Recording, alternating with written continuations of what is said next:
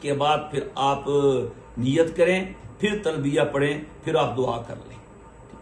پھر آپ لانچ میں بیٹھیں گے، جہاز میں جانے کا اعلان ہوگا، جہاز میں جائیں، کوشش کریں کہ وہاں جا کر بھی احرام کی پابندی برقرار رہے، اور اگر جہاز کے واش روم میں ٹوائلٹ میں جانا ہو تو وہاں چیک کر لیں کہ خوشبو والا صابن ہو یا خوشبو والے ٹیشو پیپر ہوں، وہ استعمال نہ کریں۔ کھانا آپ کو دیں گے، کھانا کھائیں، اس میں ٹیشو دیکھ لیں، وہ ایک ٹیشو ہوتا ہے صفائی والا، وہ یوز نہ کریں کیونکہ اس میں خوشبو کا اندیشہ ہوتا ہے۔ مقصد یہ ہے کہ احرام کی پابندی کریں اور تلبیہ پڑھتے رہیں۔ یہ بہت مبارک عمل ہے۔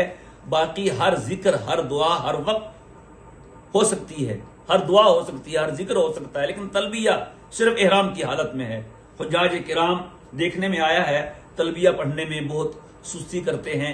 جب بھی کوئی حالت بدلے، تبدیل ہو، تلبیہ پڑھیں، اور جب بھی پڑھیں 3 بار پڑھیں۔ مرد حضرات بلند آواز سے پڑھیں، خواتین آہستہ پڑھیں۔ خواتین کے لیے احرام کی پابندی یہ ہے کہ ان کا چہرہ ننگا رہے۔ ننگا رہنے کا مطلب یہ ہے کہ چہرے کے ساتھ کوئی کپڑا وغیرہ مس نہ ہو، ٹچ نہ کرے۔ پردہ بھی کرنا چاہیے، اسلام کا حکم ہے حجاب۔ تو اس کے لیے کیپ ملتے ہیں کہ جو وہ سر پہ کیپ باندھ لیتے ہیں اور اس کے اوپر کیپ کا حصہ ہوتا ہے، پھر اس سے آگے وہ نقاب لگا ہوتا ہے، تو چہرے کا پردہ بھی ہو جاتا ہے اور چہرے کے ساتھ کوئی کپڑا وغیرہ بھی نہیں لگتا۔ حضرت عائشہ رضی اللہ تعالیٰ عنہا کا ارشاد ہے، ہم جب حج کرنے گئے تو ہم جب دیکھتے اونٹ کی سواریاں تھیں، کوئی نہیں ہے، تو ہم اپنا چہرہ کھلا چھوڑ دیتے۔ جب دیکھتے کہ غیر مرد آ رہے ہیں تو ہم اپنے ہاتھ سے اپنے چہرے کو ڈھانپ لیا کرتے تھے۔ یہ ام المؤمنین حضرت عائشہ رضی اللہ تعالی عنہا کا عمل مبارک ہے اور امت کی تمام بیٹیوں کے لیے اسوہ حسنہ ہے، تقلید کے قابل یہ عمل ہے۔ پھر آپ مکہ مکرمہ پہنچ جائیں گے، جدہ اتریں گے، وہاں سے اپنا سامان لیں گے، امیگریشن کے لیے لائن میں لگیں گے۔ پھر اس کا مرحلہ ہے، وقت لگ بھی سکتا ہے، کم زیادہ جیسا بھی ہو۔ ایک اور بات عرض کروں کہ حجاج کرام کے لیے بالخصوص، ویسے تو سب مسلمانوں کے لیے بالعموم، کہ ہر وقت میں اور ہر حال میں اپنے آپ کو اللہ کے حوالے کریں، پھر اس سے انجوائے کریں۔ جب آدمی اپنے آپ کو کسی کے سپرد کرتا ہے، اور سفر کی دعاؤں میں سے یہ بھی ہے فی حفظ اللہ و فی کنفی، میں نے تمہیں اللہ کے سپرد کیا، اس کی حفاظت میں دیا، تو آپ بھی اپنے آپ کو اللہ کے حوالے کریں۔ دیر ہو سویر ہو انتظار کرنا پڑے، ہم نے کرنا کیا ہے؟ ہم نے اور جانا کدھر ہے؟ اللہ کے گھر ہی جانا ہے۔ ہم نے 40 دن 30 دن 25 دن اللہ کے لیے دیے ہیں، تو جلدی کس چیز کی؟ بعض ہمارے حجاج کرام بہت جلدی کرتے ہیں، چلو چلو چلو، یہ ہو گیا وہ ہو گیا، ابھی پھر کیا ہو گیا؟ جہاز لیٹ ہو جائے تو ٹھیک ہے، ہم نے وہیں جانا ہے، ہمارا تو ثواب کا میٹر شروع ہے۔ جدہ ایئرپورٹ پہ بس ہمیں خود 7 گھنٹے لگے ہیں پچھلے سالوں میں۔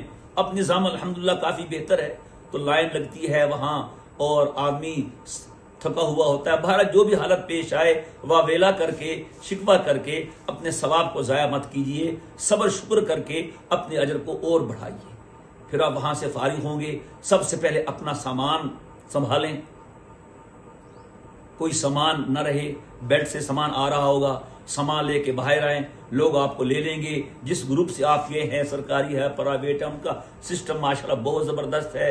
پھر وہاں سے آپ کو مکہ مکرمہ لے جائیں گے، تلبیہ پڑھتے رہیں، اور جدہ سے 23 کلومیٹر کے بعد حدود حرم شروع ہو جاتی ہے، اور وہاں رحل بنی ہوئی ہے، لکھا بھی ہوا ہے آغاز حدود حرم۔ اس کی دعائیں ہیں، موقع موقع کی دعا ہے۔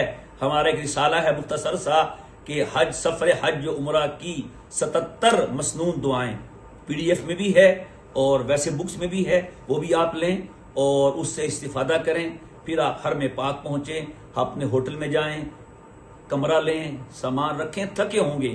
عام طور پہ اپنے گھر سے لے کے اللہ کے گھر پہنچنے تک 24 گھنٹے کا سفر ہو جاتا ہے۔